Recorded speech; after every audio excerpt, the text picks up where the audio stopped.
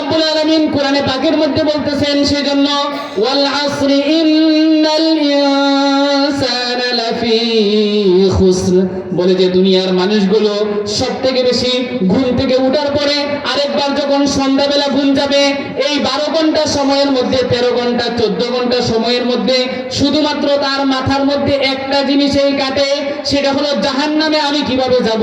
ঘুম থেকে ওঠার পরে চেষ্টা করে আরেকজনের উপর জুলুম করব কিভাবে, ঘুম থেকে ওঠার পরেই চেষ্টা করে আইলটা আরো এক হাত বাড়ায়া কাটবো কিভাবে, ঘুম থেকে ওঠার পরে সরকারি চাকরিজীবী চেষ্টা করে অন্য গতকালকে তো 1000 টাকা ঘুষ নিয়েছিলাম, আজকে তো আমার 5000 টাকা ঘুষের দরকার। আছে না না এরকম? আল্লাহ রাব্বুল আলামিন বলতেছেন ওয়াল আসরি ইন্নাল ইনসানা লাফি খুসর, যেই মানুষগুলো এরকম গুনাহের দিকে ধাবিত হয়, ঘুম থেকে উঠার পর থেকে শুরু করে আরেকবার ঘুমে যাওয়া পর্যন্ত শুধুমাত্র জাহান্নামের দিকে দৌড়াইতে থাকে, আল্লাহ রাব্বুল আলামিন এই সমস্ত মানুষের ব্যাপারে বলতেছেন আসরের সময়ের কসম, আসরের সময়ের কসম, আসরের কসম, সময়ের কসম, এই সকল মানুষ, যেই মানুষগুলো ঘুম থেকে উঠার পর থেকেই জাহান্নামের দিকে দৌড়াইতেছে, এরা সবাই ধ্বংস, এরা সবাই জাহান্নামী। সকলে বলেন নাউজুবিল্লাহ। এই মানুষগুলো আমাদের সমাজে আছে না নাই? হ্যাঁ, আজকে মাহফিলে আসার লোক নাই, বলে যে গানের দিকে তাকেন, রাত্রের 12টা বাজে যদি তার কানের মধ্যে গিয়ে পৌঁছায় যে বটতলা বাজারের মধ্যে নর্তকী নিয়ে আসছে, এখন গান হবে, বলে যে কম্বল টম্বল সবকিছু ফেলে দিয়ে ওই গানের ময়দানের মধ্যে চলে যায়। যায় না যায় না? হ্যাঁ, আমি তো খবর পাই যায়, আমি তো খবর পাই যায়। ওই গত 2-3 মাস আগে এক জায়গার গান বন্ধ করে দিছি, গান বন্ধ করে দিছি, প্রশাসন বলছে গান হবে না, হুজুর আপনারা চলে যান। রাত্রের 12টার পরে 6 জন নর্তকী নিয়ে আসছে। আমি জিজ্ঞাসা করলাম পরের দিন, রাত্রের 12টার পরে নর্তকী নিয়ে আসলো, 12টার পরে খবর পাইছে কিভাবে, আর মানুষ আসলো কিভাবে? বলে যে হুজুর আপনি তো কিছুই বুঝেন না, সবাই সজাগ, শুধুমাত্র এই যে একটা মিস কলের অপেক্ষায় যে কখন নর্তকী আসবে আর সবকিছু ফেলে দিয়ে এখানে চলে আসবে। আমার প্রিয় ভাইরা, যে মানুষগুলো ওই নর্তকীদেরকে দেখতে যায়, এরা হিন্দু না, এরা হিন্দু না, এরা খ্রিস্টানও না, এরা মুসলমানের ঘরে জন্ম নেওয়া নামধারী মুসলমান। বলেন ঠিক না ঠিক? এইরকম মানুষ আপনাদের সমাজে আছে? মাহফিলে আসার জন্য লোক পাওয়া যায় না, যেখানে গেলে জান্নাত পাওয়া যাবে এরকম লোক পাওয়া যায় না। আল্লাহ রাব্বুল আলামিন বলতেছেন ওয়াল আসরি ইন্নাল ইনসানা লাফি খুসর, আসরের সময়ের কসম, নিশ্চয়ই সমস্ত মানুষ ধ্বংস হয়ে গেছে। আল্লাহ রাব্বুল আলামিন যে এই কথাটা বললেন যে সমস্ত মানুষ ধ্বংস হয়ে গেছে, এটা কিরকম ধ্বংস, এটা কিরকম ধ্বংস, এটা একটু আমাদের বোঝা দরকার। আজকে যদি আপনাকে বলে রাউলেশ্বর থেকে ঈশ্বরগঞ্জ যাওয়ার পথে সলিমউদ্দির ছেলে কলিমউদ্দিন যখন ঈশ্বরগঞ্জে যাচ্ছিল, সাইকেল দিয়ে যাচ্ছিল, অ্যাক্সিডেন্ট করছে, আপনার মাথায় আসবে হয়তো পাটা ভেঙে গেছে অথবা হাতটা একটু ভেঙে গেছে, এর থেকে বেশি কিছু হয় নাই। কিন্তু আপনাকে যদি বলে বটতলা থেকে ময়মনসিংহ যাওয়ার পথে বাস অ্যাক্সিডেন্ট করছে, সেখানে সলিমউদ্দির ছেলে কলিমউদ্দিনও ছিল, আপনার মনে হবে হয়তো সে মারা যাইতে পারে অথবা গুরুতর আহত হয়েছে, হসপিটালে ভর্তি আছে। আর যদি কেউ আপনাকে এই কথার সংবাদ দেয় সলিমউদ্দির ছেলে কলিমউদ্দিন যখন সৌদি আরবে যাচ্ছিল তখন বিমান অ্যাক্সিডেন্ট হয়েছে, মধ্য আকাশের মধ্যে বিমান ব্লাস্ট হয়ে গেছে, বলে যে এখন আপনার মাথার মধ্যে কি আসবে? মনে হয় লাশটা কালকে ফেরত আসবে। এরকম বিমান অ্যাক্সিডেন্ট করছে, এখন কি লাশ পাওয়া যাবে নাকি? বিমান অ্যাক্সিডেন্ট করছে, আগুন লেগে সবকিছু শেষ, বিমানও শেষ, লাশও শেষ, কিছুই পাওয়া যাবে না, ছায়াও আর এলাকায় ফিরে আসবে না। কেন? মারাত্মক অ্যাক্সিডেন্ট, যে বাঁচার কোনো পথ নাই, একেবারে সব ধ্বংস হয়ে গেছে। আল্লাহ রাব্বুল আলামিন যে বলতেছেন ওয়াল আসরি ইন্নাল ইনসানা লাফি খুসর, যে আসরের সময়ের কসম, সমস্ত মানুষ ধ্বংস হয়ে গেছে। এই ধ্বংসের কারণটা হলো এটা যে বিমানে অ্যাক্সিডেন্ট করছে, এখানে কোনো মানুষ আর জিন্দা নাই, কোনো মানুষ আর জিন্দা নাই। বলে যে দুনিয়ার মধ্যে জাহান্নামের এত পরিমাণ আয়োজন চলতেছে, ঘুম থেকে উঠার পরে বন্ধু বান্ধব ডাকে, আজকে কোন সিনেমাটা দেখবা? আরেক বন্ধু ডাকে, আজকে কোথায় গিয়ে জুয়া খেলবো? আরেক বন্ধু ডাকে, আজকে কোথায় গিয়ে গাঞ্জা খাবো? বলে যে দুনিয়ার মধ্যে কেউ কাউকে ভালো কথার দিকে ডাকে না, ভালো কাজের দিকে ডাকে না, অধিকাংশ মানুষ জাহান্নামের দিকে ডাকে। শয়তান সবসময় জাহান্নামের দিকে ডাকে। আল্লাহ রাব্বুল আলামিন সেজন্য বলেছেন দুনিয়ার মানুষ সবাই ধ্বংসের পথের মধ্যে আছে, সবাই ধ্বংসের পথের মধ্যে আছে। এরপরের আয়াতের মধ্যে আল্লাহ রাব্বুল আলামিন বলতেছেন সবাই ধ্বংসের পথের মধ্যে থাকলেও চার প্রকারের মানুষ, চার শ্রেণীর মানুষ, চারটা গুণের অধিকারী মানুষ, এই মানুষগুলো সেই জাহান্নামের পথ থেকে বেঁচে যাবে, জাহান্নাম থেকে বেঁচে যাবে। যেই মানুষের ভিতরে এই চারটা গুণ থাকবে আল্লাহ রাব্বুল আলামিন তাকে জাহান্নাম থেকে বের করে তাকে জান্নাত দিয়ে দিবেন। সুবহানাল্লাহ বলেন। সেই চারটা গুণ কি?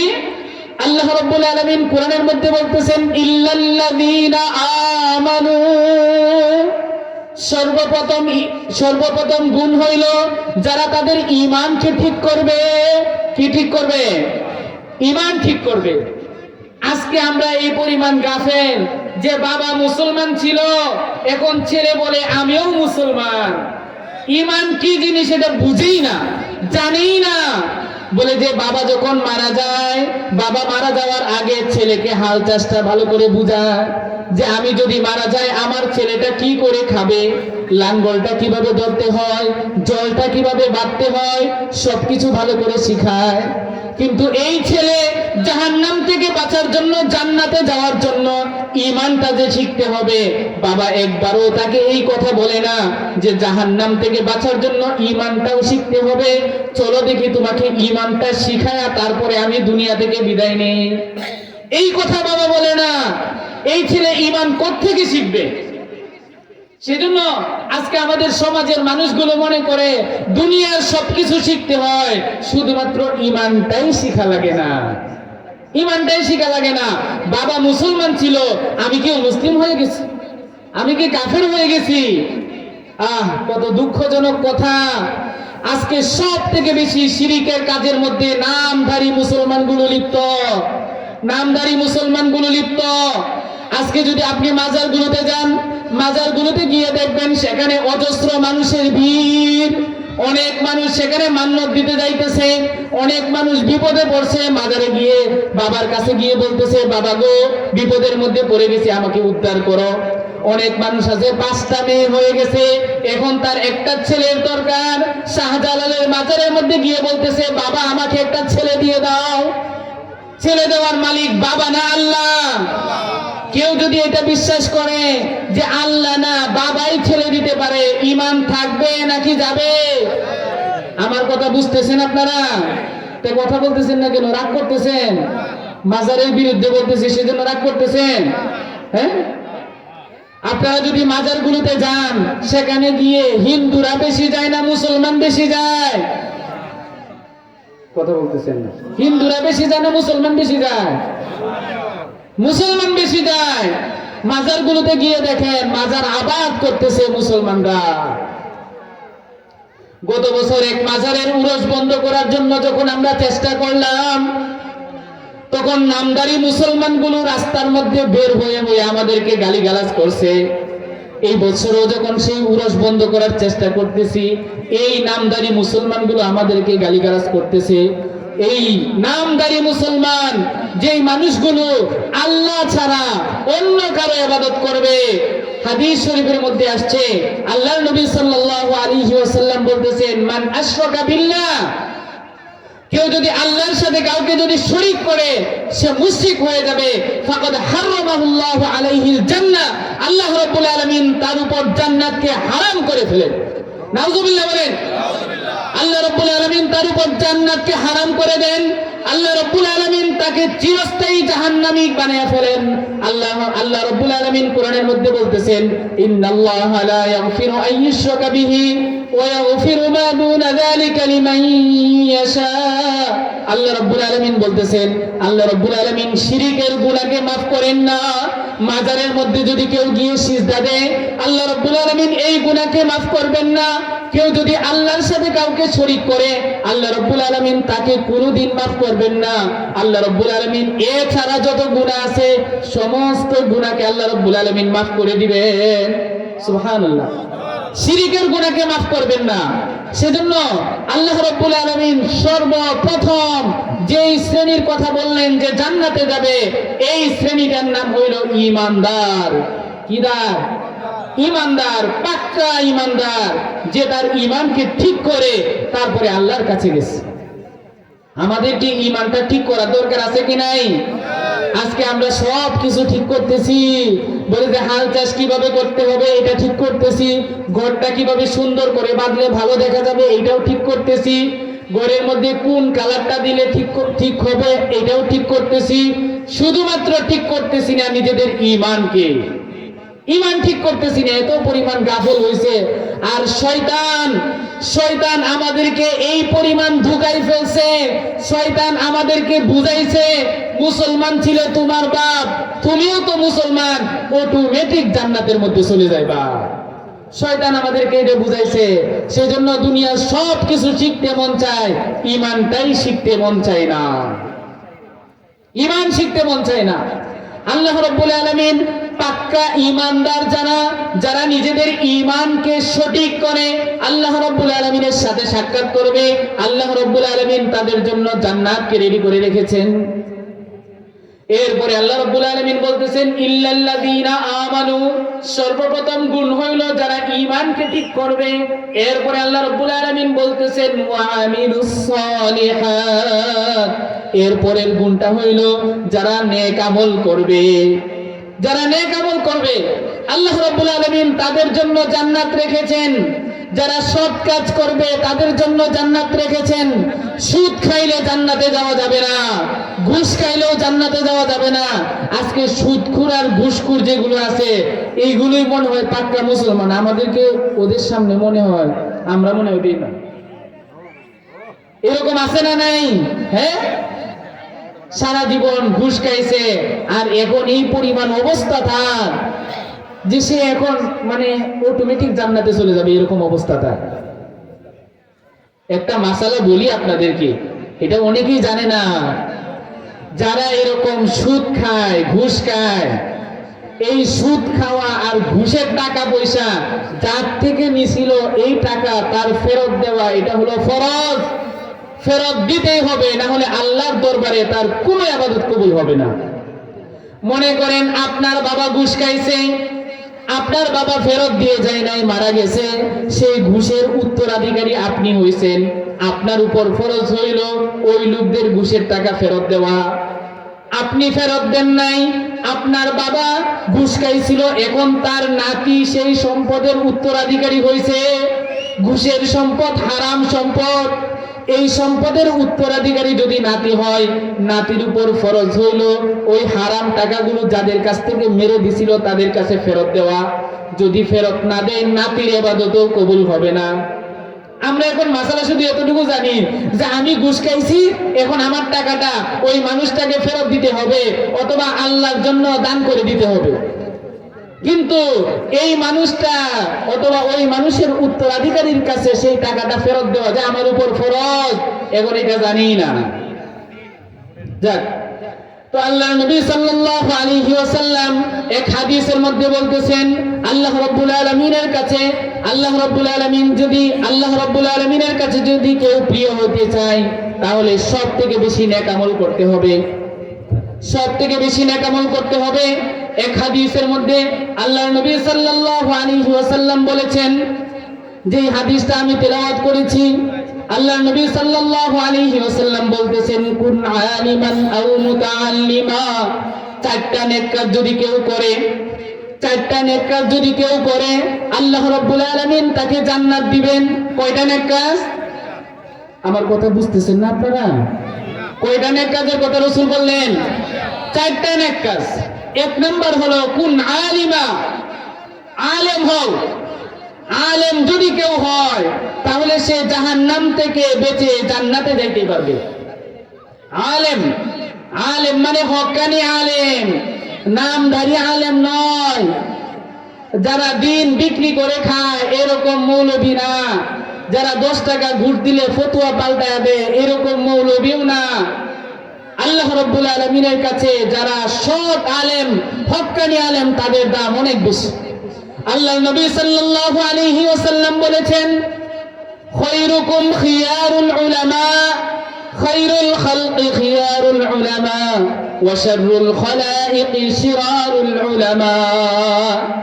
আল্লাহর নবী সাল্লাল্লাহু আলাইহি ওয়াসাল্লাম বলতেছেন, তোমাদের মধ্যে সবথেকে দামি মানুষ হইল, সবথেকে মর্যাদাবান মানুষ হইল, সবথেকে উন্নত মানুষ হইল যারা ভালো আলেম, যারা আলেমদের মধ্যে ভালো হয়, এলেম অর্জন করছে, তারপরে নিজের নেক আমল দিয়ে নিজের জিন্দেগিটাকে সাজাইছে, এরকম আলেম হইল আল্লাহর কাছে সবথেকে দামি।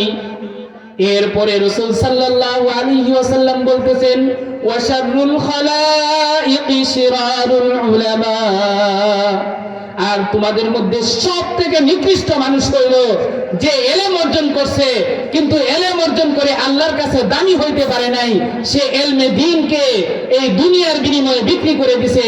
এরা হলো সৃষ্টি জগতের মধ্যে সবথেকে নিকৃষ্ট মানুষ।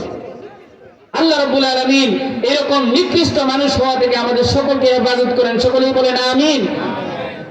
এরপরে আল্লাহ নবী সাল্লাল্লাহু আলাইহি ওয়াসাল্লাম বলতেছেন, আও মুতাআল্লিমা, তুমি যদি জাহান্নাম থেকে বাঁচতে চাও, তুমি যদি জান্নাত অর্জন করতে চাও, আলেম হওয়ার মতো তোমার সময় সুযোগ নাই, ওই ব্যবস্থাপনা নাই, তাহলে দ্বিতীয় নাম্বার গুণ, যেই গুণ অর্জন করলে তুমি জাহান্নাম থেকে বেঁচে জান্নাতে যাইতে পারবা, সেই গুণের নাম হলো যারা ইলম তলব করে, যারা কুরআন এবং হাদিসের জ্ঞান অর্জন করে ছাত্র, সেই ছাত্র তুমি হয়ে যাও।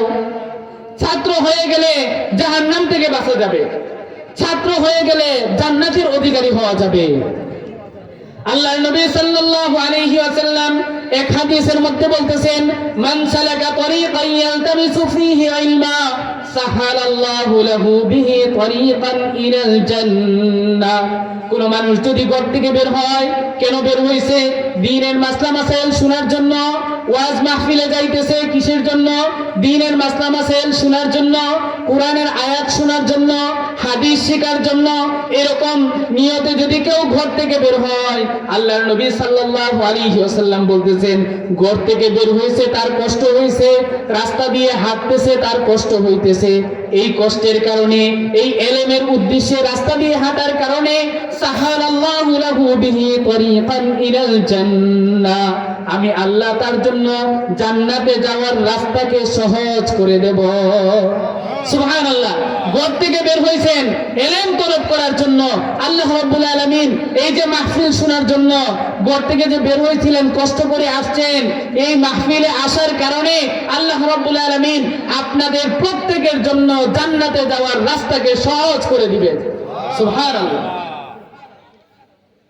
আল্লাহর নবী সাল্লাল্লাহু আলাইহি ওয়াসাল্লাম আরেক হাদিসের মধ্যে বলতেছেন, কোন বান্দা যদি ইলম তলব করার উদ্দেশ্যে ঘর থেকে বের হয়, গর্তের পিপিলিকা থেকে শুরু করে সমুদ্রের মাছ পর্যন্ত সকল প্রাণী তার জন্য দোয়া করতে থাকে, আল্লাহ যেই বান্দা এরকম ইলম তলব করার উদ্দেশ্যে ঘর থেকে বের হয়েছে, তার জীবনের সমস্ত গুনাহগুলোকে maaf করে দেন।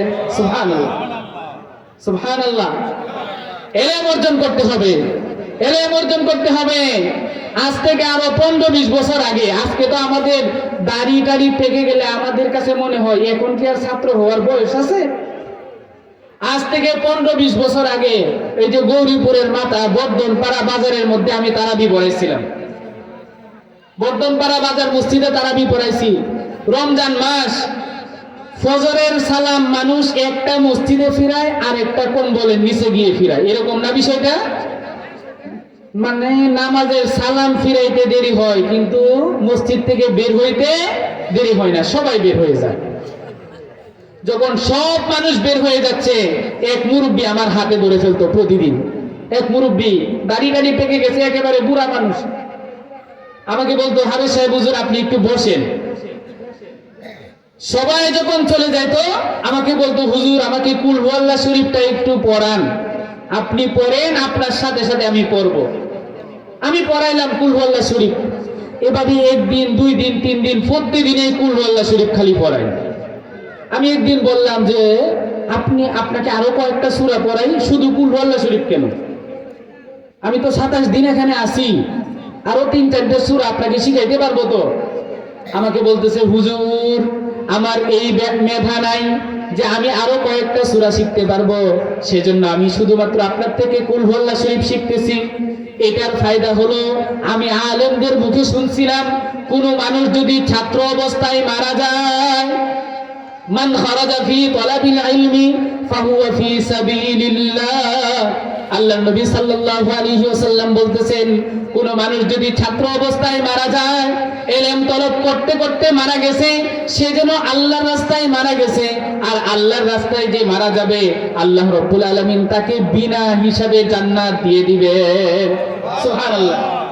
উনি বলতেছিলেন, আমি এমন অবস্থায় মারা যেতে চাই যে ফেরেশতাদের লিস্টের মধ্যে আমার নাম থাকবে, যে আমি একজন তালেবে ইলম, আমি একজন মাদ্রাসার ছাত্র, যে কোরআন শিখতেছে, আমি সেরকম একজন ছাত্র। সেজন্য রমজান মাসের মধ্যে তো আপনার থেকে শিখতেছি, আর রমজান মাস ছাড়া অন্য সময় ইমাম সাহেব থেকে শিখি। চিন্তা করছেন বিষয়টা? আমাদের মাথায় এগুলো আসবে? আমাদের মাথায় শুধুমাত্র আসবে হলো এটা, লাউ গাছ লাগাইছি, এখন কোন ধরনের কীটনাশক ব্যবহার করলে লাউ গাছটা বড় হবে, জান্নাতের মধ্যে আমি কিভাবে একটা গাছ রোপণ করব, জান্নাত কিভাবে কামাই করব, এগুলো আমাদের মাথায় আসবে না। এগুলো আসবে না। কারণ কি? আমরা তো দুনিয়াদার হয়ে গেছি, আমরা তো জান্নাতের অধিকারী হইতে পারি নাই। যেই মানুষগুলো জান্নাতের পাগল, ওদের দিকে গিয়ে তাকান, এরা সব সময় জান্নাতের আমলের জন্য পাগল করা হয়ে থাকে। যে মানুষগুলো জান্নাতের পাগল, এরা কি এরকম দিনই মাহফিল বাদ দিয়ে ঘুমাইতে পারবে? এখানে আসলে জান্নাত পাওয়া যাবে, সব কিছু ছেড়ে দিয়ে জান্নাতে চলে আসবে। বাজারে যাইতে পারবে না, বাজারে গেলে জান্নাত পাওয়া যায় না, এখানে আসলে জান্নাত পাওয়া যায়। ইলমে দ্বীন অর্জন করলে জান্নাত পাওয়া যায়। আজকে আমরা আমাদের সন্তানদেরকে ইলমে দ্বীন শিখাইতেছি না, আজকে তাদেরকে ইলমে দ্বীন শিক্ষা বাদ দিয়ে দুনিয়ার ইলম শিখাইতেছি, দুনিয়ার কিছু টেকনোলজি এগুলো শেখাচ্ছি। আজকে দুনিয়ার মানুষ এই পরিমাণ বেকুব হয়ে দাঁড়াইছে, ইঞ্জিনিয়ারিং কে বড় আলেম মনে করে, বড় জ্ঞানী মনে করে, যারা ডাক্তার হয়ে যায় এদেরকে বড় জ্ঞানী মনে করে। অনেকে আমার কথা শুনে মন খারাপ করবে, ইঞ্জিনিয়ার হওয়া, ডাক্তার হওয়ার মধ্যে আল্লাহ রাব্বুল আলামিনের কাছে আলাদা কোনো ফজিলত নাই। দেখেন, ইঞ্জিনিয়ারিং এর মধ্যে যদি ফজিলত থাকতো, তাহলে দুনিয়ার মধ্যে সব থেকে বড় জ্ঞানী হইল, আমাদের ঘরের মধ্যে মুরগি আছে না, এই মুরগি হলো সব থেকে বড় জ্ঞানী। একটু মুরগির দিকে তাকায়েন, মুরগি ডিম পাড়তেছে, 15টা ডিম পাড়া শেষ হয়েছে, আপনি এখন 15টা ডিম একসাথে বসায় দিচ্ছেন, মুরগি তাপ দিয়ে সেইগুলো থেকে বাচ্চা ফুটাবে। মুরগি তাপ দিয়ে বাচ্চা ফুটাবে। মুরগির তাপ আপনি নির্ণয় করছেন যে কত থার্মোমিটার তার শরীরের মধ্যে তাপ আছে। হ্যাঁ, আমাদের শরীরের মধ্যে তো তাপ বেড়ে গেলে জিহ্বার নিচে একটা থার্মোমিটার ঢুকায় দিই, সেটা দিয়ে মাপি 98 হয়েছে, তার মানে ঠিক আছে, 99 হয়ে গেছে, একটু একটু জোর উঠতেছে দেখা যায়। আছে না এরকম? মুরগির এরকম তাপমাত্রা আছে? তাপমাত্রা নাই। আপনি এক একটা ডিমের মধ্যে 1, 2, 3 এরকম সিরিয়াল মেনটেন করে দিয়ে রাখছেন, যে মুরগি তাপ দিয়ে সেগুলো থেকে বাচ্চা ফুটাবে, বলে যে আপনি যে সিরিয়ালে রাখছেন মুরগি সেই সিরিয়াল ঠিক রাখবে না, কিছুক্ষণ পর পর অদল বদল করতে থাকবে, একটা এদিকে আনবে, যেটাতে এতক্ষণ তাপ দিছে ওইটাকে ওইদিকে নিবে। কেন? কারণ মুরগি জানে একসাথে 15টা ডিমের মধ্যে আমি তাপ দিতে পারবো না, 5-6টা ডিমের মধ্যে দিতে পারবো। মালিক যেভাবে সাজায় দিছে ওইভাবে যদি তাপ দিতে যায়, তাহলে প্রথম 7টা ফুটবে, বাকি 8টাই ফুটবে না, নষ্ট হয়ে যাবে। আর বাকি 8টা ফুটতে ফুটতে প্রথম 7টার বাচ্চা ওদিক দিয়ে দৌড়াদৌড়ি করবে, ওদেরকে খাওয়াবো নাকি এদেরকে তাপ দেবো? সেজন্য মুরগিকে আল্লাহ রাব্বুল আলামিন এই পরিমাণ টেকনোলজি শিখাইছেন, এই পরিমাণ বুদ্ধি দিয়েছেন, যে মুরগির ডিমগুলো একটু পরে পরে উদল বদল করে, যেন সবগুলো ডিম থেকে বাচ্চা ফুটে। শুধুমাত্র এতটুকুই নয়, মুরগির বাচ্চা যখন ফুটার সময় হয়, বলে যে আমরা যখন মায়ের পেটের মধ্যে বাচ্চা আসে, আমরা তাদেরকে নিয়ে ডাক্তারের কাছে যাই, আলট্রাসোনোগ্রাম করি, দেখি বাচ্চার পজিশন ঠিক আছে কিনা। বলে যে পজিশন ঠিক আছে, এখন নরমালে হইতে পারবে, নরমালে হয়। আরেকবার বলে পজিশন ঠিক নাই, নরমালে হবে না, সিজার করা লাগবে। মুরগির বাচ্চা যেগুলো হয় এগুলো একটাও কি নরমালে হয় নাকি সব সিজারে? বুঝেন না কথাটা। মুরগির বাচ্চা সবগুলো ডিম ফাটায় ফাটায় বের করা লাগে না, তো সবগুলো তো সিজারে। ওরা কোথায় গিয়ে আলট্রাসাউন্ড করে? ওরা কোথায় গিয়ে পরীক্ষা নিরীক্ষা করে যে বাচ্চার পজিশন ঠিক আছে কিনা? পরীক্ষা নিরীক্ষা করে? দুনিয়ার ডাক্তারগুলো পেটে হাত দিয়ে কিছুই বলতে পারে না যে কি হয়েছে না হয়েছে। আর মুরগি যে তাপ দেয় আর চোখে তাকায় আর সে বুঝতে পারে কি হচ্ছে না হচ্ছে। আপনারা অবাক হয়ে যাবেন, মুরগির বাচ্চা যখন ফুটার সময় হয় তার 2 দিন আগে সেই মুরগি একটু করে ছিদ্র করে, কোথায় ছিদ্রটা করে জানেন? ছিদ্রটা করে ওইদিকে যেদিকে মুরগির বাচ্চার মুখটা আছে, মুরগির বাচ্চার মুখ যেদিকে সেদিকে একটু করে ছিদ্র করে দেয়, যাতে করে দুনিয়ার আলু বাতাসের সাথে সে যেন অ্যাডজাস্ট হতে পারে, সে যেন মানানসই হতে পারে। সেজন্য মুরগি কখনো ভুল করে পিছন দিকে ছিদ্র করে না, যেদিকে মুরগির বাচ্চার পাখা থাকবে ওই দিকেও ছিদ্র করে না, ওই দিকেই ছিদ্রটা করে যেই দিকে বাচ্চার মুখটা আছে। বলে যে কোথায় সে এই টেকনোলজি শিখেছে? ভার্সিটিতে গিয়ে ভর্তি হয়েছিল, কলেজে নাকি আপনাদের প্রাইমারি স্কুলে গিয়ে পড়ছে? কোথাও শিখে নেই। আল্লাহ রাব্বুল আলামিন তাকে অটোমেটিক এই বিদ্যা দিয়ে দিয়েছেন। এই ডাক্তারি বিদ্যার নাম যদি এলেম হইতো, এই টেকনোলজি জানার নাম যদি জ্ঞানী হইতো, তাহলে তো মুরগি বেশি জ্ঞানী নাকি আমরা? বুঝেন না এই কথাটা।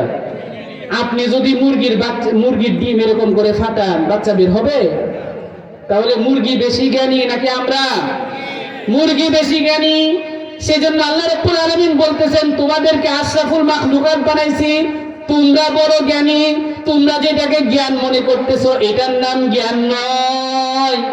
এই যে মুরগি যে জিনিসটা জানে এটার নাম জ্ঞান না, এটার নাম জ্ঞান না। আল্লাহ রাব্বুল আলামিনের কাছে জ্ঞান কোন জিনিসের নাম? আমরা দুনিয়ার মধ্যে অনেক মানুষ মনে করি ইঞ্জিনিয়ারিং জানার নাম মনে হয় জ্ঞান। অনেক মানুষ আছেন এরকম মনে করে যে বুয়েটের মধ্যে পড়তেছে বড় ইঞ্জিনিয়ার, সে হলো বড় জ্ঞানী। আপনার ঘরের মধ্যে দেখবেন উই পোকা বাসা বাঁধে। বিল্ডিং যদি মানুষ বানায় তখন ওই যে 10 ফুট উপরে ছাদ দেয়। এই যে উই পোকা যে ঘর বানাইতেছে সে তার অনুযায়ী কত ফুট লম্বা ঘর বাঁধে, একদম মাটি থেকে শুরু করে আপনার মাথা পর্যন্ত। অথচ উই পোকা কতটুকু বড়, হ্যাঁ? আর ঘর কত বিশাল বড় বানায়। বলে যে দুনিয়ার ঘরের মধ্যে আপনি রড, সিমেন্ট, ইট, বালু সবকিছু ব্যবহার করেন, তারপরেও সেই ঘর ফেটে যায়, ঘর ভেঙে যায়। আর উই পোকার বাসার দিকে তাকান, বলে যে উই পোকার বাসার মধ্যে আপনি লাঠি দিয়ে পিটাইতেছেন, তারপরেও সেটা ভাঙতে পারবেন না। আপনি হাতে মারতেছেন, তারপরেও ভাঙতে পারবেন না। তাহলে সে কি ব্যবহার করেছে? Rod, cement? কিছুই ব্যবহার করে নাই। আল্লাহ রাব্বুল আলামিন তাকে এই টেকনোলজি এমনি এমনি শিক্ষা দিয়ে দিচ্ছেন। এই ইঞ্জিনিয়ারিং সে কারো কাছ থেকে শিখে নাই, এমনিতেই সে ইঞ্জিনিয়ার হয়ে গেছে। সেজন্য আল্লাহ রাব্বুল আলামিন বলতেছেন, উই পোকা যেটা জানে এটার নাম এলেম না, এটার নাম এলেম না। মুরগি যেটা জানে এটার নামও এলেম না। এলেম আরেকটা জিনিসের নাম। এলেম হইল আল্লাহ রাব্বুল আলামিন যে কোরআন পাঠাইছেন, আল্লাহ নবী সাল্লাল্লাহু আলাইহি সাল্লাম যে হাদিস রেখে গেছেন, এই হাদিস শিখা আর কোরআন শিখার নাম হইল এলেম। আজকের সমাজের মানুষগুলো মারাত্মকভাবে বিভ্রান্ত। মধু পোকা দেখছেন? মধু পোকা বলে যে গাছের মধ্যে বিশাল বড় বাসা বানায়। ছোট্ট ছোট্ট মধু পোকা এত বিশাল বড় বাসা বানায়, যেই বাসার মধ্যে 10 কেজি, 12 কেজি, 15 কেজি, 20 কেজি মধু পর্যন্ত লটকে থাকে। তারপরে ওই বাসা ভেঙে পড়ে না। ভেঙে পড়ে নাকি? ভেঙে পড়ে না। আল্লাহ রাব্বুল আলামিন কোরআনের মধ্যে বলতেছেন, ওয়া আওহা রাব্বুকা ইলান নাহলি আন ইত্তাখিযি মিনাল জিবালি বুয়ুতা। আপনার আল্লাহ, আপনার রব, আপনার খোদা এই মধু পোকার কাছে মেসেজ পাঠাইছে, সে যেন পাহাড়ের মধ্যে বাসা বানায়, সে যেন গাছের মধ্যে বাসা বানায়, সে যেন মানুষের বাড়ির মধ্যে বাসা বানায়। সেজন্য এই মধু পোকা গাছের মধ্যে বাসা বানায়, পাহাড়ের মধ্যে বাসা বানায়। কেমন করে বাসা বানায়? দুনিয়ার মানুষ আমরা এত পরিমাণ আল্লাহ অক্ষম বানাইছে, মধু পোকা আমাদের থেকে আরো বেশি শক্তিশালী। কেমন পরিমাণ শক্তিশালী? একটা মধু পোকা এই পরিমাণ বাসা বানায়, তার যতটা বাচ্চা ততটা বাচ্চার জন্য আলাদা আলাদা এক একটা রুম তৈরি করে। এক একটা ঘর বানায়, এক এক বাচ্চার জন্য এক একটা ঘর। আর আমাদের দুইটা তিনটা মেয়ে একসাথে থাকে, দুইটা তিনটা বাচ্চা একসাথে থাকে। আমাদের বাচ্চাদের জন্য কি এক একজনের জন্য আলাদা করে ঘর বানাইতে পারি? আমরা বানাইতে পারি না। মধুপোকা বানাইতে পারে। আল্লাহ রাব্বুল আলামিন তাকে এই পরিমাণে টেকনোলজি শিক্ষা দিলেন যে মধুপোকা যে মধু বানায়, বর্তমান ডাক্তাররা বলতেছে এই মধু যদি কিয়ামত পর্যন্ত থাকে তারপরেও মধু নষ্ট হবে না। দুনিয়ার জিনিস একটু পরিমাণ থাকলে, আমরা যেগুলো বানাই একটু পরিমাণ থাকলেই নষ্ট হয়ে যায়। মধুপোকা কোনো অ্যালকোহল ব্যবহার করে নাই, কোন রকম অন্য কোনো কিছু ব্যবহার করে নাই, এমনিতেই ঠিক থাকে। তাহলে ওইটার নাম কি এলেম? যেটা মধুপোকা জানে, মধুপোকা যেটা জানে ওটা তো আমরাও জানি না। আল্লাহ রাব্বুল আলামিন এটাকে এলেম বলে নাই। এলেম আরেকটা জিনিসের নাম। ফাইন্নাল ইলমা নূরুম মিন ইলাহি ওয়া নূরুল্লাহি লা ইউতা লিআসি। হযরতে ওয়াকি রাহিমাহুল্লাহ উনি বলতেছেন ইলম হইল আল্লাহর পক্ষ থেকে একটা নূর, যে নূরটা কোরআন এবং হাদিসের মাধ্যমে আসে, যে নূরটা কোরআন এবং হাদিসের মাধ্যমে আসে ওইটার নাম হইল ইলম। ওই এলেম অর্জন করতে হবে। ওই এলেম যারা অর্জন করবে তারা নাজাত পাবে, তারা জান্নাতে যাইতে পারবে। এই হাদিসটা বলি আমি আমার আলোচনা শেষ করে ফেলবো। এরপরে আল্লাহ নবী সাল্লাল্লাহু আলাইহি ওয়াসাল্লাম বলতেছেন চারটা গুণ অর্জন করলে জাহান্নাম থেকে মুক্ত হয়ে জান্নাতে যাওয়া যাবে। এক নাম্বার হইল কেউ যদি হক্কানি আলেম হয়, দুই নাম্বার হলো কেউ যদি ছাত্র হয়, কোন আলেমের ছাত্র হইছে সেও জান্নাতে যাইতে পারবে। তিন নাম্বার হলো আও নাসিরা, তিন নাম্বার হলো কেউ যদি আলেমের সহযোগী হয়, কেউ যদি ছাত্রের সহযোগী হয়, এই ছাত্রকে এই আলেমকে সহযোগিতা করার কারণে আল্লাহ রাব্বুল আলামিন জাহান্নাম থেকে মুক্ত করে জান্নাতি বানাবেন। সুবহানাল্লাহ বলেন জোরে সুরে। আমরা সকলেই চাইলে সহযোগী হতে পারি। আমি একজন আলেমকে লজিং রাখলাম, মসজিদের ইমাম সাহেবকে লজিং রাখলাম, আমি একটা মাদ্রাসার ছাত্রকে লজিং রাখলাম, বলে যে এটার নামেই সহযোগিতা। আমরা চাইলেই করতে পারি। এক বেলা দুইটা চা না খেয়ে যদি 10 টাকা মাদ্রাসায় দিয়ে দেই, কেন? এতিম বাচ্চারা যেন এই 10 টাকা থেকে উপকৃত হইতে পারে, এটার নামেই সহযোগিতা। আমরা চাইলেই করতে পারি, কিন্তু শয়তান আমাদেরকে এই পরিমাণ গাফেল বানাইছে যে আলেম এবং উলামায়ে কেরাম ছাত্রদেরকে যে সহযোগিতা করতে হয় ওইটার মাধ্যমে জান্নাত যে পাওয়া যায়, জাহান্নাম থেকে মুক্তি লাভ করা যায়, শয়তান এই কথা আমাদেরকে ভুলাই দিছে। আমরা এটা মনেই রাখি নাই। শয়তান আমাদেরকে এই পরিমাণ গাফেল বানাইছে। আমরা চাইলেই বাচ্চাদেরকে সহযোগিতা করতে পারি। একটা বাচ্চা মাদ্রাসা থেকে পলায়ন করছে, একটা বাচ্চা মাদ্রাসা থেকে পলায়ন করছে, চলে যাইতেছে, আমি তাকে মাদ্রাসায় পাঠাইলাম, ওইটার নামও সহযোগিতা, ওইটার নামও সহযোগিতা। একটা ঘটনা বলি শেষ করে ফেলবো। আমার ভাই, আমার বড় ভাই একবার সিলেট থেকে ভৈরব আসতেছে, দুর্জয় মোড়ের মধ্যে এক হোটেল, সেখানে নাস্তা করতে বসছে। নাস্তা করতে বসছে যে রাত 12টা বাজে। এক বাচ্চার ভাইয়ের সামনে নাস্তা নিয়ে আসছে। বাচ্চার চেহারার দিকে তাকায়া দেখতেছে এই বাচ্চাটা চেহারাটা এত সুন্দর, আর পোশাক পুরা মাদ্রাসার পোশাক, পায়জামা পরা। এখন যদি আমার ভাই বলে কোন মাদ্রাসা থেকে পালায় আসছো, কিভাবে আসছো, তাহলে ম্যানেজার বলবে হ্যাঁ হুজুর আপনি নাস্তা করতে আসছেন, আপনি এত কথা বলেন কেন? আপনি আমার কর্মচারী ভাগায় নিয়ে চলে যেতেছে। আমার ভাই তাকে একটা কার্ড দিলেন যে আগামীকালকে বিকেল বেলা তুমি আমাকে ফোন দিবা। এই বাচ্চাটা পরের দিন বিকেল বেলা আমার ভাইকে কল দিল। আমার ভাই সবকিছু জানার পরে বুঝতে পারছে এই বাচ্চাটা মাদ্রাসা থেকে পলায়ন করে আসছে। আমার ভাই বললেন তুমি কোনোভাবে ভৈরব বাসগাড়ি চলে আসো, এখানে আমি থাকি। এই ছেলেটা পরের দিন আমার ভাইয়ের কাছে আসছে। আমার ভাই 3-4 দিন তাকে রাখছে, সাথে রেখে ভালো ভালো খাওয়াইছে।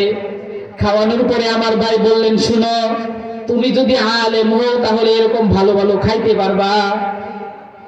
ছেলেটা বলতেছে হুজুর তাহলে আমাকে আবার মাদ্রাসায় দেন, আমি 12 পারা হেফজ করছি, 12 পারা হেফজ করে ফেলছে।